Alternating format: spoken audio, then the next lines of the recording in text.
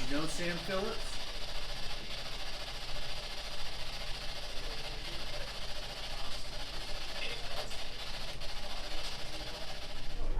So is it possible that when we leave, shuffle off this mortal coil, that we still exist, that essence, that soul of who we are or who the person is still continuing on? So since we think that's energetic, that's why we're using different things like that we feel like that's a way that if a spirit gets close to us, that we can measure that. We also use just how we feel. So the best thing that you can do is just be really alert. Like be in the moment, have an open heart, open mind to what might happen, and just be present. So we're just gonna sit around a little bit, bring our different instruments. Ghost hunting is kind of a misnomer. It's kind of really ghost fishing, because you kind of just go sit somewhere, you set your stuff up, and then we just wait. So part of the time we're gonna spend tonight might just be quiet, sitting in the dark. We ask a lot of questions, and so you'll all be able to participate. But the meters are going to light up a color or different things like that. Yeah, so your questions, I'm sorry? Mine is. Yours is already lighting up? In another portion, we're going to use a spirit box, and that is an electronic instrument that scans AM or FM radio stations, and it creates sort of a element of white noise, if you will. I don't know if anybody remembers that movie from the 80s with Michael Keaton.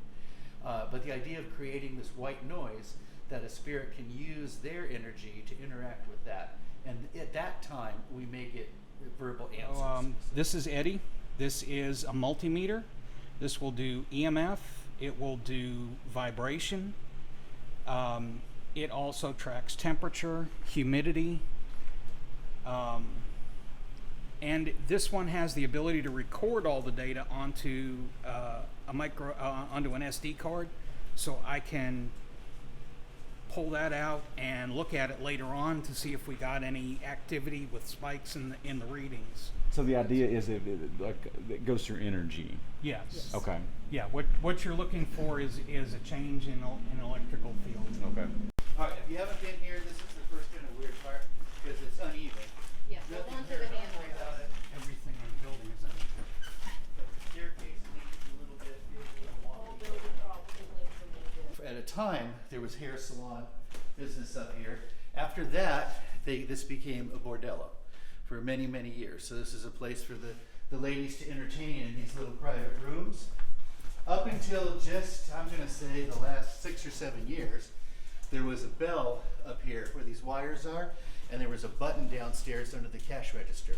So if the police or somebody wanted to come up and look around, they could hit that bell downstairs, it would ring, everybody could separate and pretend they were having their tutoring lessons. In one of these offices, this is where one of the previous owners, Russell George, committed suicide. So it was in I believe around 2013. So he did do that here. So this area tends to be active. And then these two back rooms that we call the black room and the red room, these are two of the areas that people say are the most haunted. There are a lot of anecdotal stories, but one story that has been around for quite a while is that this room is where one of the ladies that was working had a particular customer who became a big fan, and he wanted to take her away and get married, and she turned him down, so he decided that he should beat her to death and chain her to what was a radiator in here and kill her. We have our instruments out. And then we have the motion detectors out. Tell you, this building slants. Oh yeah. More each time we're here. So if there's any spirits here with us tonight, if you could go by one of the balls and light that up, or one of the pieces of equipment.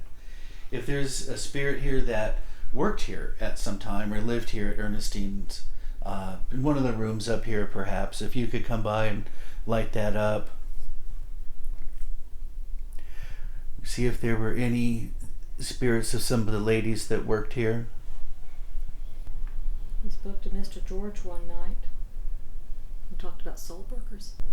There are a lot of stories about this place and this room in particular. Are any of those stories true? But is there anybody here who was a singer or a musician or played an instrument? Oh, hi friend. Thank you. changing the numbers, and this is electromagnetic fields again. And also we're watching the temperature down here, which has gone up about a half a degree or so.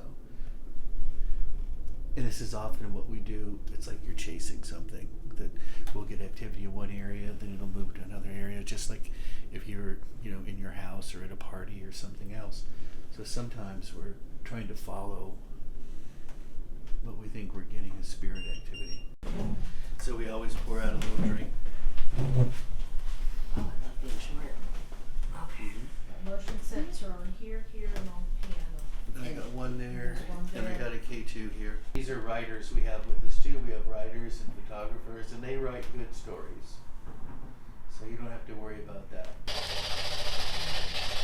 If there's any musicians here, can you say yes to light something up?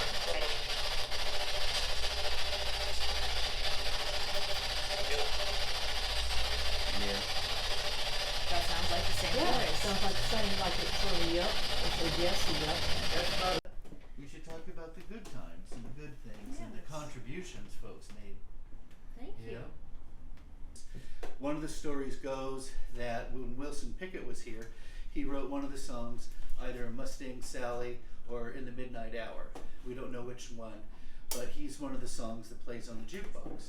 We were here one time and we had all of our equipment set up, and one of the questions I wanted to know was that story true? So we had everything set up, and I said, okay, Wilson Pickett, if you're here, could you please give us a sign? Did you write one of your great songs here we've heard?